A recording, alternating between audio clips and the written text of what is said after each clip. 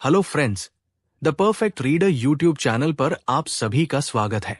आज हम बात करने वाले हैं क्लैरिटी बाय स्टीवन ससार बुक के बारे में। अविरल, एक 28 साल का आम आदमी जो हमेशा से अपनी लाइफ में कुछ बड़ा करना चाहता था, पर हर बार किसी ना किसी कंफ्यूजन में फंस जाता। सुबह की पहली चाय के साथ उसके दिमाग में बस एक ही सवाल घूमता था, आखिर मैं कर क्या रहा हूं अपनी जिंदगी में। उसकी जॉब ठीक ठाक थी, लेकिन वो सेटिस्फैक्टरीली गायब थी।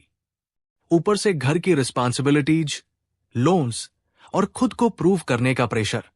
उस दिन जब अविरल अपनी पुरानी किताबें रीअरेंज कर रहा था, तो एक डस्टी कार्डबोर्ड बॉक्स में उसे एक किताब मिली, clarity, how to get it, how to keep it and how to use it to balance your life by Steven ससार।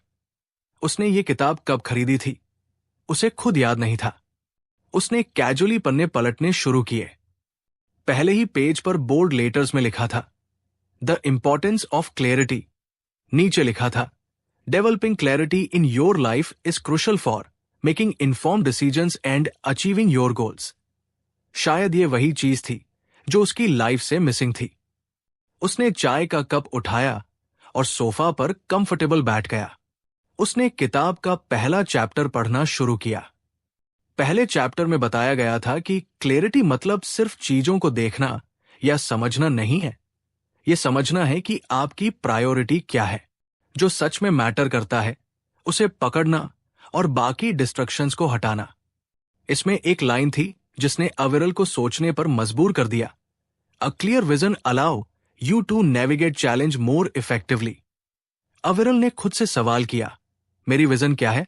What do I truly want from my life? उसे जवाब नहीं पता था, और यही उसकी सबसे बड़ी प्रॉब्लम थी।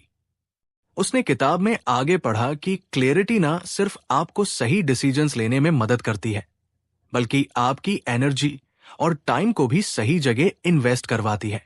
अविरल को ऐसा लगा जैसे ये किताब उसके लिए ही लिखी गई है।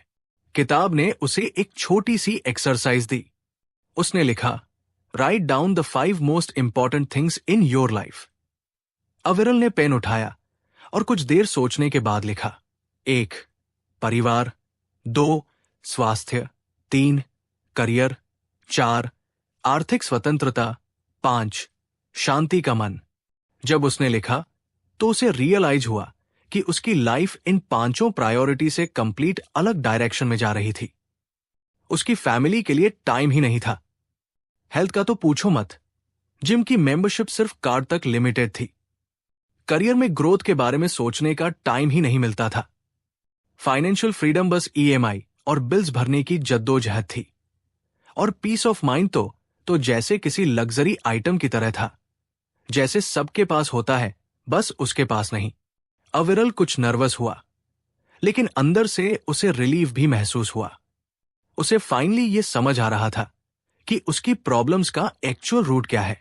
उसने किताब में पढ़ा कि क्लैरिटी पाने के लिए पहला स्टेप है अपनी डिस्ट्रक्शंस को आइडेंटिफाई करना, जैसे सोशल मीडिया का ओवर यूज करना, छोटी छोटी बातों पर ओवरथिंकिंग करना। किताब ने सजेस्ट किया कि इन डिस्ट्रक्शंस को हैंडल करने का सबसे अच्छा तरीका है पॉज एंड रिफ्लेक्ट। मतलब हर बार जब भी आप कंफ्यूज फील करें, तो बस एक पॉज लें और सोचें कि आप क्यों कर रहे हैं और इसके पीछे क्या पर्पस है। अविरल ने डिसाइड किया कि वो अगले 7 दिन तक हर डिसीजन लेने से पहले पॉज करेगा और रिफ्लेक्ट करेगा। उसने किताब बंद की और अपने दिन की शुरुआत की। पहला चैलेंज उसे उसी दिन शाम को मिला।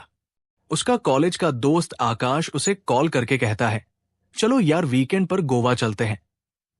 अविरल पहले एक्साइटेड हुआ, लेकिन फिर उसे याद आया पॉज एंड रिफ्लेक्ट। उसने खुद से पूछा, क्या ये ट्रिप मेरी प्रायोरिटी में से किसी को फुलफिल कर रहा है? और उसे समझ आया कि फिलहाल उसका गोल फाइनेंशियल फ्रीडम है। गोवा ट्रिप सिर्फ उसकी सेविंग्स में डेंट डालेगा। उसने पोलाइट मना कर दिया। आकाश ने कुछ मजाक उड़ाया, यार तू बोरिंग हो गया है, लेकिन अविरल को सरप्राइजिंगली कोई फर्क नहीं पड़ा। उसने पहली बार अपने डिसीजन में क्लैरिटी महसूस की। अगले दिन ऑफिस में एक और इंटरेस्टिंग चीज हुई। उसका बॉस एक नया प्रोजेक्ट असाइन करना चाहता था। जिसमें ओवर टाइम लगना तय था। अविरल पहले तो हाँ बोलने ही वाला था, लेकिन फिर उसने पॉज किया और रिफ्लेक्ट किया। उसने सोचा, अगर मैं ये प्रोजेक्ट लेता हूं तो मेरी हेल्थ और फैमिली टाइम का क्या होगा? उसने रिस्पेक्टफुली मना कर दिया। उसकी क्लैरिटी धीरे धीरे उसकी लाइफ के हर एस्पेक्ट में दिखने लगी। वो अब चीजों को सिर्फ सुपरफिशियली नहीं देखता था, वो उनके पीछे के वाई को समझने की कोशिश करता। अविरल ने अब एक स्मॉल नोटबुक कैरी करना शुरू कर दिया था, जिसमें वो हर दिन के एंड पर 3 चीजें लिखता। 1, क्या आज मैंने अपनी प्रायोरिटी को फोकस किया? दूसरी, कौन सी चीजें मुझे डिस्ट्रैक्ट कर रही थी? तीसरा, क्या मैंने क्लैरिटी के साथ डिसीजंस ली? धीरे धीरे उसकी जिंदगी में चेंजेज दिखने लगे। उसका स्ट्रेस लेवल कम हो रहा था, वो ज्यादा कॉन्फिडेंट फील करता। उसने सोचा, अगर सिर्फ क्लैरिटी के पहले लेसन ने मेरी लाइफ में इतना फर्क डाला है, तो आगे के लेसन्स क्या क्या रिवील करेंगे। किताब का पहला चैप्टर खत्म करने के बाद उसने अगले चैप्टर की तरफ बढ़ना चाहा, लेकिन तभी दरवाजा खटखटाने की आवाज आई। उसका 6 साल का बेटा अविरल को अपनी ड्राइंग दिखाने के लिए दौड़ता हुआ आया। उसने कहा, पापा देखो, मैंने आपका स्केच बनाया। अविरल को एहसास हुआ कि यही वो मोमेंट्स है जो लाइफ को मीनिंगफुल बनाती है। अगर आप फ्री होते हैं, लेकिन हम अक्सर इग्नोर कर देते हैं। उसने अपने बेटे को गोद में उठाया और उसके साथ पूरी ड्राइंग देखी। अविरल ने सोचा, शायद यही क्लैरिटी है, अपनी प्रायोरिटी को सिर्फ लिखना नहीं, बल्कि उन्हें फील करना। उसने ठान लिया कि वो अगले वीकेंड अपने बेटे और पत्नी के साथ टाइम बिताएगा। कहानी यहां खत्म नहीं हुई। अविरल के अंदर एक नई जर्नी शुरू हो चुकी थी, अपने गोल्स और प्रायोरिटी को रिडिफाइन करने की। उसने किताब का अगला चैप्टर पढ़ना शुरू किया, लेकिन उसके मन में एक सवाल था, क्या मेरी क्लैरिटी दूसरों के साथ शेयर करने से और भी मजबूत हो सकती है? अविरल ने जब किताब का अगला चैप्टर शुरू किया तो उसमें बोल्ड लेटर्स में लिखा था, लाइव विद इंटेंशनलिटी। नीचे की लाइंस ने उसका ध्यान खींच लिया। जीवन के उद्देश्य के साथ रहना मतलब अपने विकल्पों के बारे में सक्रिय होना, नहीं प्रतिक्रियाशील होना। Clear intentions align your daily activities with your long term goals.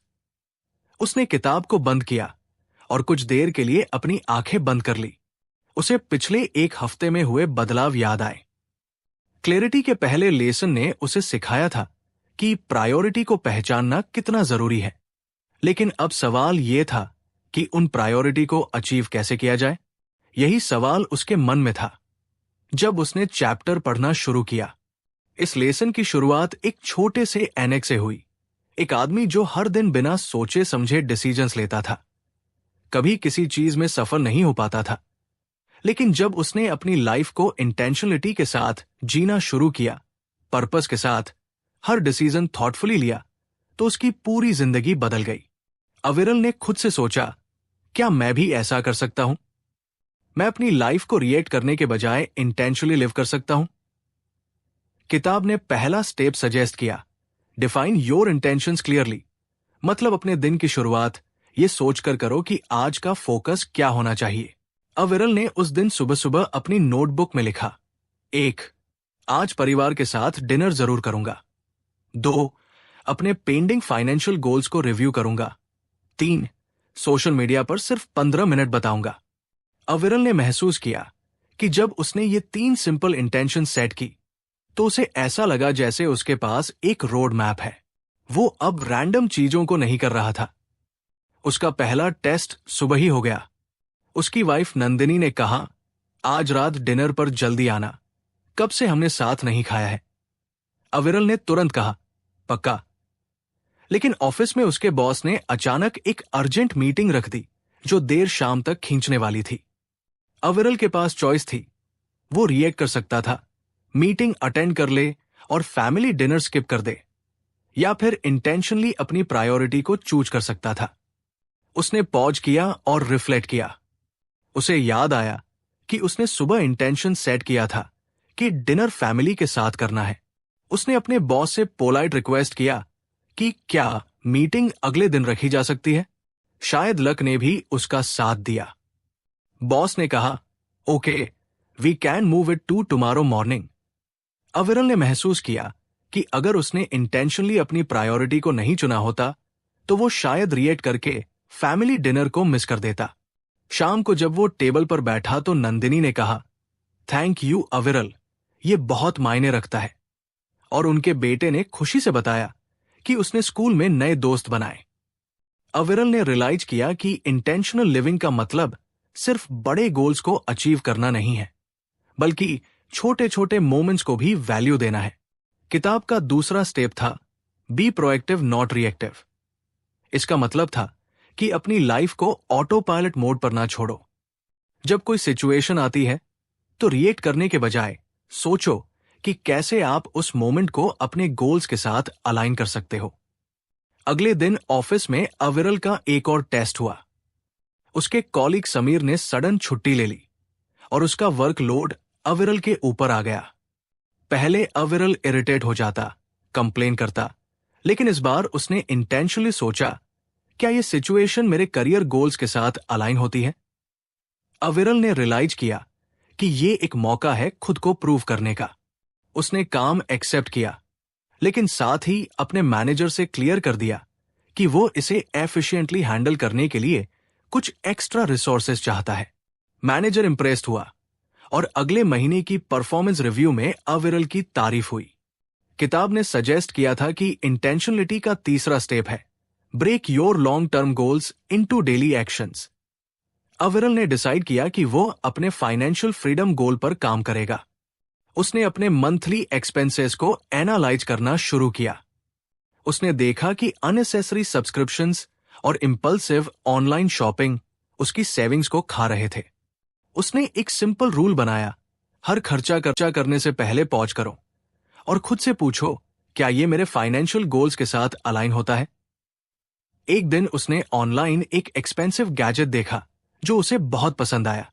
वो उसे खरीदने ही वाला था कि उसने पॉज किया और सोचा, क्या ये मेरी सेविंग्स गोल को सपोर्ट करेगा? जवाब साफ था, नहीं। उसने गैजेट को विश लिस्ट में डाल दिया और उससे अवॉइड कर लिया। धीरे धीरे अविरल की डेली चॉइस उसके बड़े गोल्स के साथ अलाइन होने लगी।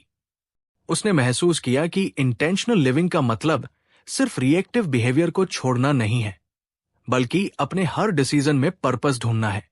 फिर एक वीकेंड की बात है, नंदिनी ने कहा, चलो कहीं घूमने चलते हैं, काफी दिन हो गए आउटिंग पर गए हुए। अविरल ने पहले इंस्टिंक्टिवली सोचा कि ये अननेसेसरी एक्सपेंस होगा, लेकिन फिर उसने पॉज किया और खुद से पूछा, क्या ये मेरी फैमिली की हैप्पीनेस और बॉन्डिंग के लिए इंपॉर्टेंट है? जवाब था हां। उसने तुरंत प्लान बना लिया और पूरा वीकेंड उन्होंने नियर बाय हिल स्टेशन पर स्पेंड किया। अविरल ने किताब के अगले सेक्शन में पढ़ा कि इंटेंशनल लिविंग में एक और इंपॉर्टेंट एलिमेंट है, लर्न टू से नो। उसने समझा कि जब आप हर चीज के लिए हाँ कहते हो तो आप अपनी एनर्जी और टाइम उन चीजों में भी वेस्ट कर देते हो जो आपकी प्रायोरिटी से मैच नहीं करती। अब जब भी कोई उसे किसी ऐसे काम के लिए इनवाइट करता जो उसकी प्रायोरिटी से मैच नहीं करता, तो वो पोलाइट मना कर देता। उसने महसूस किया कि हर नो उसे उसकी प्रायोरिटी के लिए और ज्यादा स्पेस देता है। एक दिन उसके पुराने दोस्त रजत ने उसे कॉल किया और कहा, यार मेरी पार्टी में जरूर आना, सब पुराने दोस्त आ रहे हैं। अविरल ने पहले सोचा कि जाना चाहिए, लेकिन फिर उसने पॉज किया और सोचा, क्या ये मेरे गोल्स के साथ अलाइन होता है? उसने रियलाइज किया कि वो उस वक्त अपनी हेल्थ पर फोकस करना चाहता है और देर रात की पार्टी उसके लिए सही नहीं थी। उसने रजत को मना कर दिया। रजत ने कुछ नाराजगी जताई, लेकिन अविरल को अंदर से गिल्ट नहीं हुआ। अविरल की लाइफ अब इंटेंशनलिटी की तरफ बढ़ रही थी। उसने अपने डिसीजंस में क्लैरिटी महसूस की। वो अब हर दिन का पर्पस डिफाइन करता और अपनी डेली एक्टिविटीज को उसी के अकॉर्डिंग प्लान करता। लेकिन एक दिन उसने किताब में पढ़ा, intentional living doesn't mean being rigid and being flexible with purpose. उसने सोचा, मैं क्या कभी ऐसा कर पाऊंगा? रिजिड होकर भी? Sangeet, purposefully, to change the project timeline, can you adjust? पहले अविरल इरिटेट होता, लेकिन अब उसने पॉज किया और सोचा, क्या यह फ्लेक्सिबल मेरे करियर गोल्स के लिए जरूरी है? उसने खुद को समझाया कि कभी कभी इंटेंशनलिटी का मतलब कॉम्प्रोमाइज भी होता है, अगर वो कॉम्प्रोमाइज आपके बिगर पिक्चर को सपोर्ट करता है। अविरल ने किताब के इस लेसन से एक और बड़ी बात सीखी। इंटेंशनलिटी कोई वन टाइम प्रोसेस नहीं है। ये हर दिन, हर मोमेंट, हर डिसीजन में प्रैक्टिस करनी पड़ती है। उसने अपने नोटबुक के लास्ट पेज पर एक चीज लिखी, live each day with purpose so that when you look back you don't regret how you spent your time. अविरल अब क्यूरियस था कि किताब के अगले लेसन में उसे क्या सिखाया जाएगा। उसने किताब को क्लोज किया और अपने अगले डे के लिए इंटेंशन सेट करने लगा। अगली सुबह अविरल ने किताब का अगला चैप्टर खोला। इसमें बोल्ड लेटर्स में लिखा था बैलेंस। नीचे लिखा था संतुलन प्राप्त करना विभिन्न जीवन के पहलुओं, काम, संबंध, स्वास्थ्य और व्यक्तिगत विकास आवश्यक है, जीवन के लिए सामान्य कल्याण। अविरल ने चैप्टर पढ़ना शुरू किया, लेकिन उसकी आंखें बार बार इस एक लाइन पर रुक रही थी। जब एक क्षेत्र आपकी जिंदगी को बार बार परेशान करता है तो असंतुलन तनाव और असंतुष्ट का कारण बनता है। उसने पॉज किया और अपनी लाइफ पर नजर डाली। उसने सोचा, क्या मैं अपनी लाइफ में बैलेंस मेंटेन कर पा रहा हूं?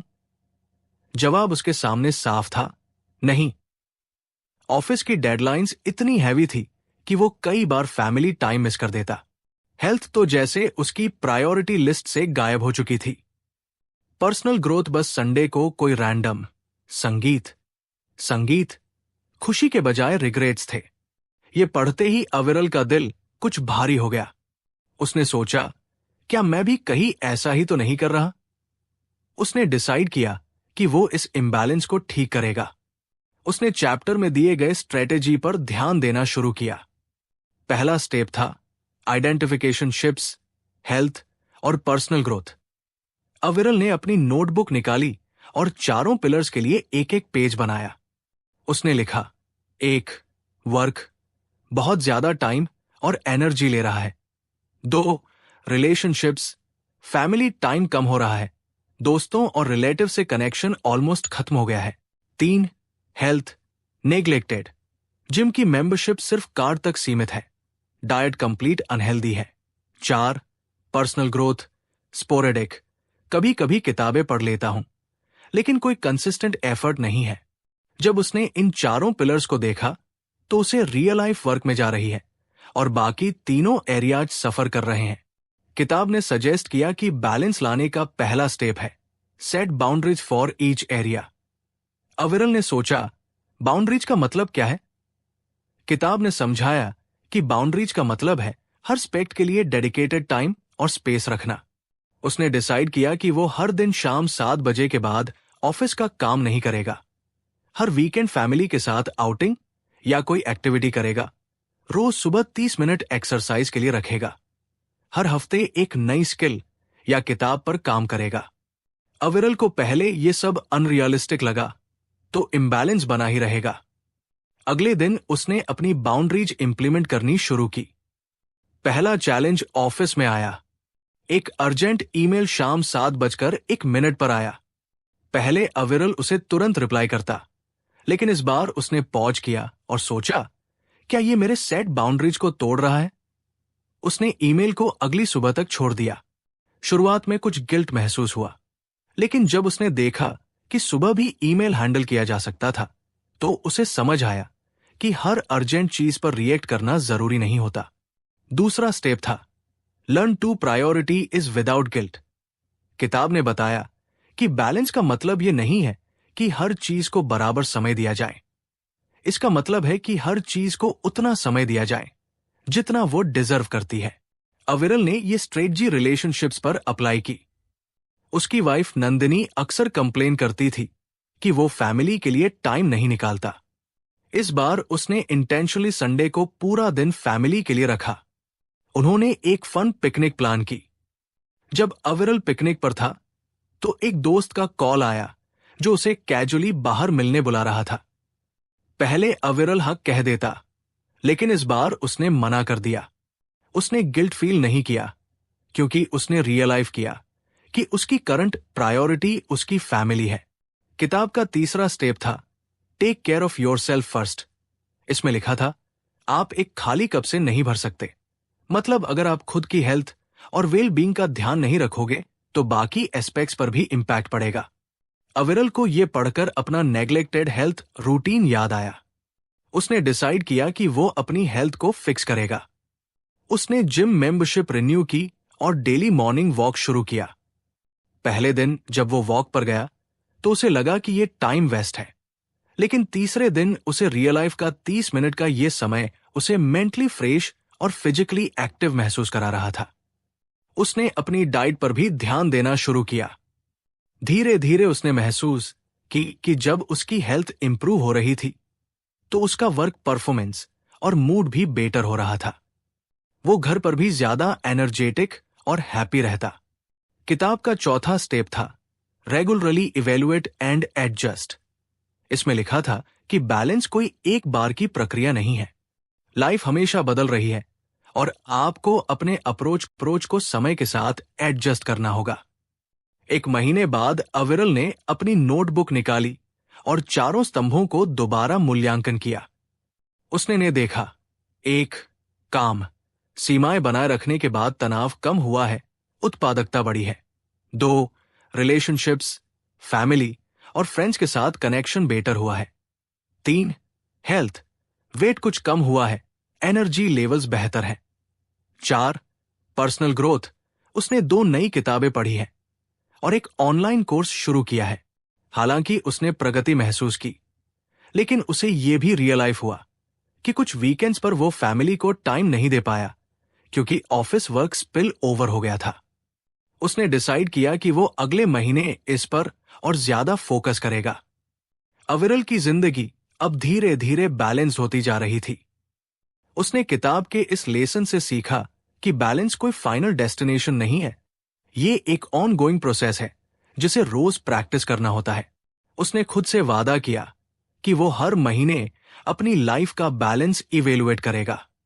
उसने किताब को बंद किया और अगले चैप्टर में कौन सा नया लेसन मिलेगा? अविरल ने अगली सुबह अपनी किताब खोली और नए चैप्टर का टाइटल पढ़ा, जंग से छुटकारा पाएं। इस लेसन की पहली ही लाइन ने उसे सोचने पर मजबूर कर दिया। To gain clarity and achieve your goals, you must eliminate the junk to holds you back, be it physical, mental और इमोशनल क्लट। अविरल ने खुद से पूछा, मेरी लाइफ में ऐसा क्या जंक है जो मुझे रोक रहा है? उसे पहले तो कुछ समझ नहीं आया, लेकिन जैसे जैसे उसने चैप्टर पढ़ा उसकी आंखें खुलने लगी। किताब में एक छोटा सा एक्सरसाइज बताया गया था। एक पीस ऑफ पेपर लो और उसमें 3 कॉलम्स बनाओ। 1 शारीरिक गंदगी, 2 मानसिक गंदगी, 3 भावनात्मक गंदगी। अविरल ने नोटबुक निकाली और लिखना शुरू किया। शारीरिक गंदगी, पुराने कपड़े जो सालों से अलमारी में रखे हैं, वो गैजेट्स जो खराब हैं लेकिन फेंकने का कभी सोचा नहीं, डेस्क पर पड़ी फाइलें और रैंडम नोट्स जिनका अब कोई काम नहीं। मेंटल क्लटर, ऑफिस के छोटे छोटे पेंडिंग टास्क का स्ट्रेस, वो कभी ना खत्म होने वाली to do list, social media का ओवर यूज। इमोशनल क्लटर, उन लोगों से एक्सपेक्टेशंस जो कभी पूरी नहीं होंगी, पुराने आर्गुमेंट और ग्रजेस जो अभी तक मन में है, खुद की गलतियों के लिए गिल्ट।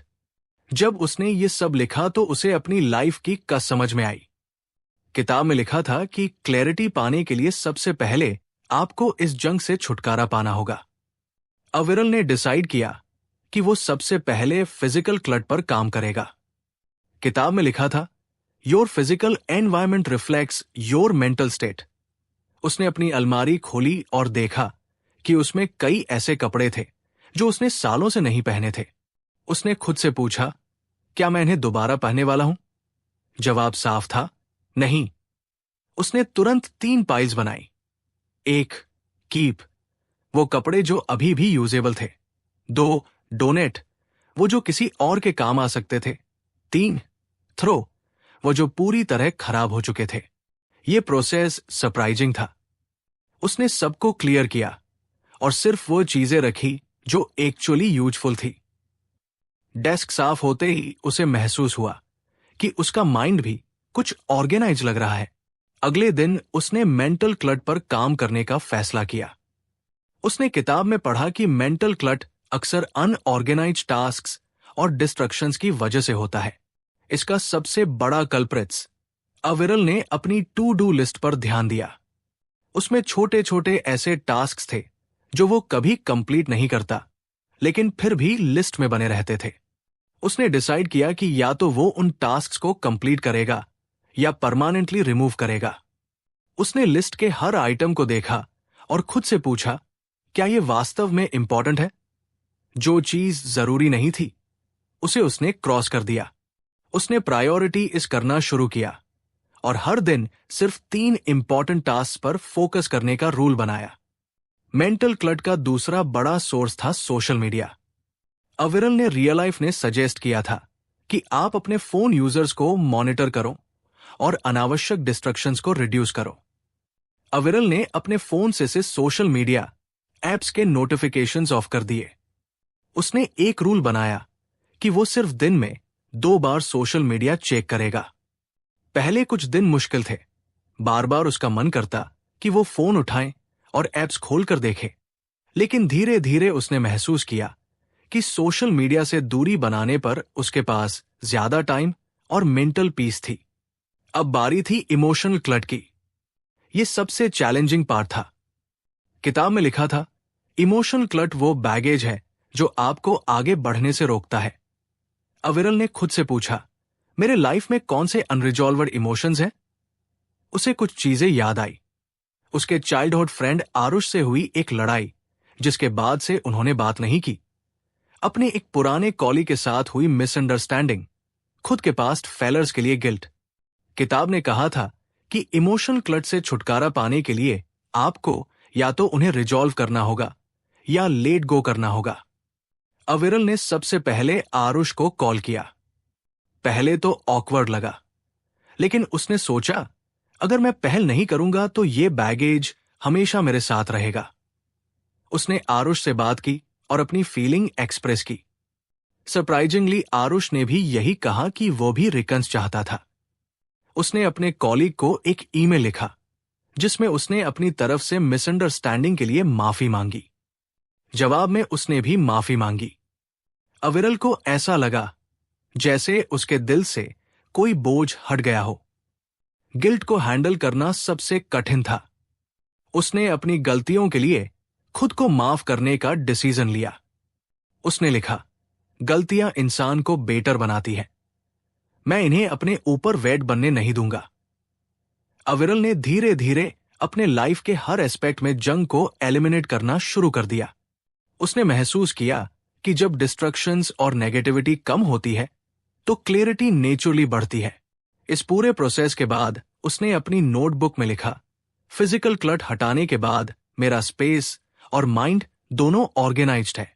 मेंटल क्लट रिड्यूस करने के बाद मुझे फोकस करने में आसानी हो रही है। इमोशनल क्लट क्लियर करने से मेरे रिलेशनशिप्स और इनर पीस इंप्रूव हुए हैं। उसने किताब को बंद किया और सोचा, क्या अगला चैप्टर मुझे इससे भी ज्यादा पावरफुल लेसन देगा? अगले दिन सुबह की चाय के साथ अविरल ने किताब का नया चैप्टर बोला। टाइटल पढ़ते ही उसे एक अलग सी एक्साइटमेंट महसूस हुई, द पावर ऑफ एक्सपोजर। शुरुआत की लाइनें थी, ग्रोथ और क्लैरिटी आती है जब आप अपने कंफर्ट जोन से बाहर निकलते हैं और खुद को नए विचारों, लोगों और अनुभवों के सामने लाते हैं। अविरल को यह पढ़कर लगा कि उसकी लाइफ में शायद यही सबसे ज्यादा मिसिंग था। पिछले कुछ सालों में उसकी रूटीन इतनी प्रेडिक्टेबल और मोनोटोन हो चुकी थी कि उसमें कोई नई चीज या एक्साइटमेंट बची ही नहीं थी। किताब ने बताया कि एक्सपोजर सिर्फ ट्रेवल तक सीमित नहीं है। ये हर उस चीज से जुड़ा है जो आपकी सोच और पर्सपेक्टिव को ब्रॉड करे, चाहे वो कोई नई किताब हो, किसी अनजान इंसान से बातचीत हो या फिर कोई स्किल सीखने का प्रयास। अविरल ने चैप्टर पढ़ते हुए खुद से सवाल किया, मैंने आखिरी बार अपनी कंफर्ट जोन के बाहर कदम कब रखा था? जवाब के तौर पर कुछ खास याद नहीं आया। उसने तय किया कि इस बार वो किताब के लेसन को पूरी तरह से अपनी लाइफ में अप्लाई करेगा। किताब ने एक सिंपल सा एक्सरसाइज सजेस्ट किया, list down 5 new things you always wanted to try but never did because of fear. Sangeet. Lazy ने अपनी नोटबुक निकाली और सोचना शुरू किया। उसने लिखा, 1. किसी न्यू स्किल को सीखना, जैसे गिटार बजाना। 2. एक सोलो ट्रिप पर जाना। 3. किसी ऐसे इंसान से बात करना जिससे मैं हमेशा अवॉइड करता रहा हूं। 4. किसी कंप्लीट डिफरेंट कल्चर को एक्सप्लोर करना। 5. वॉलंटियरिज्म करना। पहला स्टेप था ट्राई अ न्यू स्किल। अविरल ने सोचा कि उसे बचपन से गिटार सीखने का शौक था, लेकिन वो कभी सीरियस नहीं हुआ। उसने उसी दिन ऑनलाइन सर्च किया और पास के एक म्यूजिक इंस्टीट्यूट में वीकेंड क्लासेस के लिए रजिस्टर कर लिया। पहली क्लास में जाते हुए अविरल कुछ नर्वस था। वहां पर बाकी लोग भी नए थे, लेकिन सबका कॉन्फिडेंस उससे ज्यादा लग रहा था। पहले सेशन में वो कुछ कॉर्ड सीखने की कोशिश कर रहा था और बार बार गलतियां कर रहा था, लेकिन सरप्राइजिंगली उसे इन गलतियों में मजा आ रहा था। एक महीने बाद जब वो अपनी पहली छोटी सी ट्यून बजा पाया, तो उसे जो खुशी मिली वो उसने बहुत समय से महसूस नहीं की थी। उसे समझ आया कि कुछ नया सीखना सिर्फ स्किल हासिल करने का मामला नहीं है, बल्कि ये आपको एक नया पर्सपेक्टिव और कॉन्फिडेंस देता है। दूसरा स्टेप था go on a solo trip. ये अविरल के लिए सबसे चैलेंजिंग था। वो हमेशा ग्रुप ट्रिप्स या फैमिली वेकेशंस का हिस्सा रहा था, लेकिन इस बार उसने एक अलग जगह चुनने का फैसला किया। उसने हिमाचल के एक छोटे से गांव की तरफ रुख किया। ट्रिप के दौरान सबसे बड़ा डर था, क्या मैं अकेला बोर हो जाऊंगा? लेकिन जैसे ही उसने वहां की शांत वादियों में टाइम बिताना शुरू किया, उसने रियलाइज किया कि अकेलापन डरावना नहीं है। उसने वहां नए लोगों से बातें की, एक लोकल टी सेलर, एक आर्टिस्ट जो पहाड़ों में अपने आर्ट के लिए इंस्पिरेशन ढूंढ रहा था, और एक सोलो ट्रेवलर जो अपनी लाइफ की कहानियां शेयर कर रहा था। इन इंटरैक्शंस ने अविरल को एक्सपोज किया कि हर इंसान की लाइफ कितनी यूनिक होती है और कैसे दूसरों की कहानियों से हम खुद के लिए इंस्पिरेशन ले सकते हैं। तीसरा स्टेप था talk to someone you avoid. Aviral ने सोचा कि उसकी ऑफिस की एक कॉलीग थी, निहारिका, जिससे उसकी कभी जमती नहीं थी। वो दोनों हमेशा फॉर्मल बातें करते और अविरल उसे कुछ रूड और इगोट समझता था। किताब में लिखा था, समटाइम्स योर असश about people block you from forming meaningful connections. Aviral ने तय किया कि वो इंटेंशनली निहारिका से बातचीत की कोशिश करेगा। लंच ब्रेक में उसने कैजुअली निहारिका के पास बैठकर बात शुरू की। शुरू में ऑकवर्ड था, लेकिन धीरे धीरे उसने महसूस किया कि निहारिका का रूड एटीट्यूड दरअसल उसकी रिजर्व नेचर का हिस्सा था। उसने निहारिका से उसकी हॉबीज और इंटरेस्ट के बारे में पूछा और सरप्राइजिंगली उन्होंने कई चीजों में कॉमन पाया। उस एक बातचीत के बाद निहारिका से उसकी प्रोफेशनल रिलेशनशिप काफी बेहतर हो गई।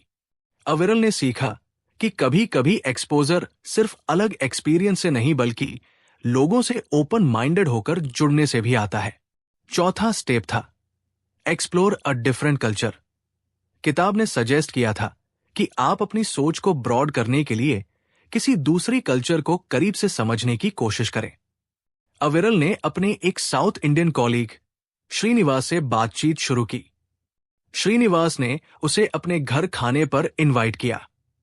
वहां अविरल ने पहली बार ऑथेंटिक साउथ इंडियन फूड खाया और उनके त्योहार ओन नाम के बारे में सुना।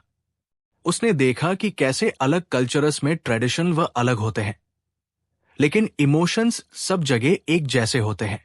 इस एक्सपोजर ने अविरल को कल्चरल डाइवर्सिटी के बारे में एक नई एप्रिसिएशन दी। उसे लगा कि जब तक हम दूसरे कल्चरल माइंडेडनेस से बाहर नहीं निकल सकते।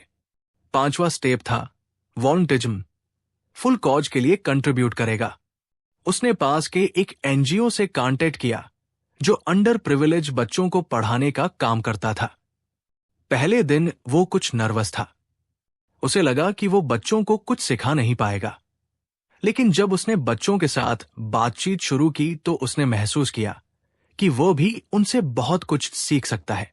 एक बच्चे ने उसे पूछा, भैया आपने कभी बड़ा सपना देखा है? इस सवाल ने अविरल को अंदर तक झोड़ दिया। उसने रियलाइज किया कि सपनों की बात सिर्फ बड़े सिटीज या प्रिविलेज लोगों तक सीमित नहीं है। इन बच्चों के छोटे छोटे सपने भी उतने ही बड़े और खूबसूरत थे। इस एक्सपीरियंस ने अविरल को ग्रेट व्यू और ह्यूमिडिटी सिखाई। उसे समझ आया कि ग्रोथ सिर्फ प्रोफेशनल अचीवमेंट्स तक सीमित नहीं है। जैसे जैसे वो इन स्टेप्स को इंप्लीमेंट कर रहा था, उसने अपनी लाइफ में सटल लेकिन पावरफुल चेंजेज महसूस किए। उसे महसूस हुआ कि नए आइडियाज, एक्सपीरियंस और लोगों से जुड़ने से उसकी सोच और क्लैरिटी में कितना फर्क आया। किताब में आखिरी एडवाइस थी, never stop exposing yourself to the unknown. Every new experience adds layer to your understanding of the world. Aviral ने खुद से वादा किया कि वो हर महीने एक नई चीज ट्राई करेगा। तो फ्रेंड्स, ये थी हमारी आज की बुक समरी। आपको कैसी लगी कमेंट करके जरूर बताएं। और धन्यवाद आपका समरी अंत तक सुनने के लिए।